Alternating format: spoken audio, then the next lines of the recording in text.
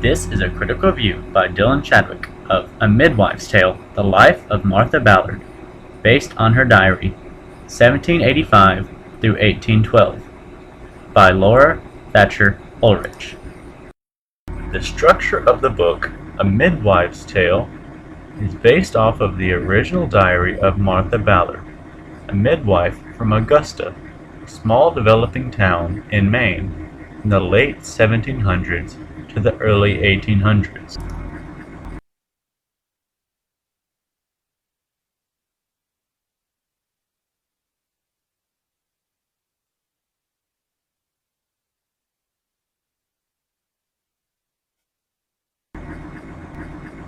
The original diary entries have been translated enough so that the text is legible to the average reader, but not so much that it loses its original meaning or context. Each chapter begins with Martha's entries and ends with a historical and contextual analysis of the entries from the beginning of the chapter. These entries have been picked from the parts of the diary where a new development occurs in Martha's life or another important event occurs, with Martha notes in her diary. Structuring the book like this allows for facts to be presented to the reader and allows you to come to your own realizations of the struggles of this time, along with telling the author's opinions too.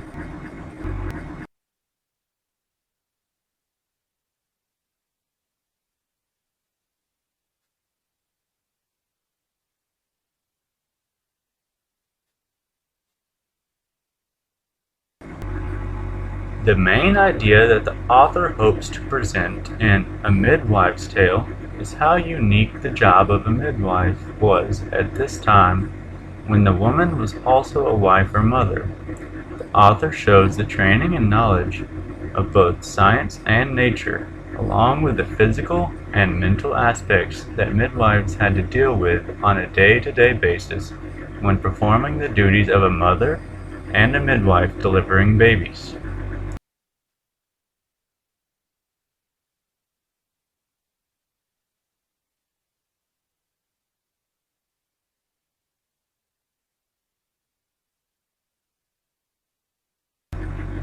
The book gave insight into the extracurricular activities along with the obvious jobs of a midwife. These included the job of a wife at the time, such as washing the clothes, sewing and creating fabric to create new clothes, gardening and collecting wood for the fire of the home, trading with the neighbors, and in Martha's case, teaching her daughter to do all of these jobs too.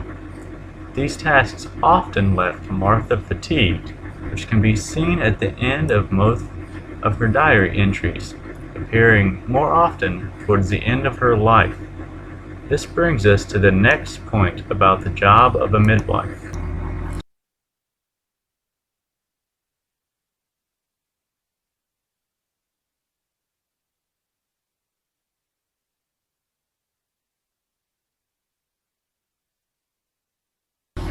Martha did the job of midwife along with her duties as a wife from the day she became a midwife.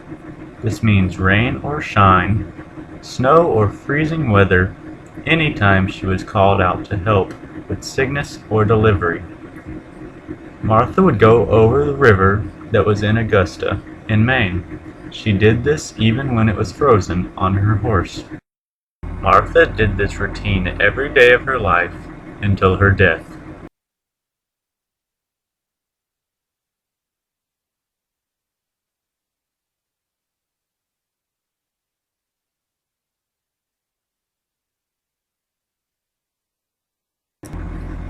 Knowledge of herbs, poultices, mixes, and treatments to all kinds of sicknesses had to be known to be a midwife, and Martha knew very many herbs, most of which she picked herself, both from Old World plants and New World plants alike. The book also makes the distinction between a doctor and a midwife, telling him how midwives could do doctor's jobs with a simple knowledge of how to perform the operations. Yet a doctor couldn't do a midwife's job. because the expertise of the trade of midwifing came from performing births and the individual experiences with the mothers.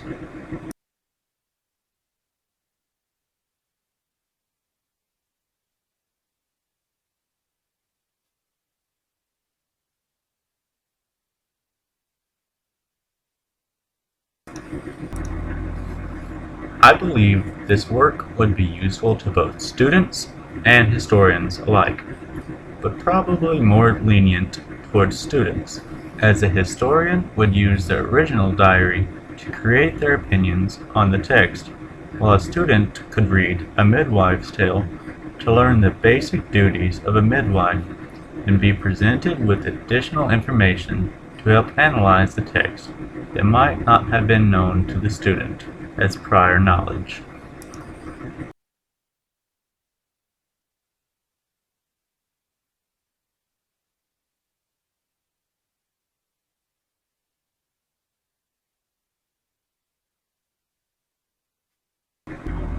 Despite the author's sympathies towards Martha, I believe this book makes valid points and is a valid source of information about the unseen jobs and practices of a midwife. If you are wondering about how the job of delivering children has changed and evolved throughout the years, then A Midwife's Tale can teach you this and show you the interesting story of a not-so-average midwife, Martha Ballard.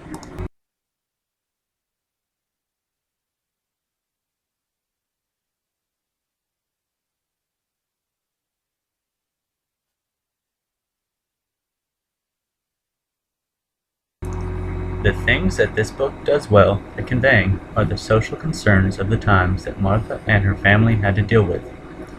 One of these topics is a debtor's prison, which Martha's husband was taken to when he couldn't pay off a debt that he owed from a court case. He is taken to jail, and throughout the diary, you can see signs of Martha's increased nervousness and the hardships that she must now endure that her husband is in jail and she must conduct work around the house by herself or with the help of her sons or daughters. Something else that can be seen in the original diary of Martha Ballard is also quite prevalent in the books is the gradual inhabitants of the many acres of land around the Ballard's land. In the beginning of the book, you only hear of one or two families in the general vicinity around the Ballard's farm, but towards the end there are 5 families living around them.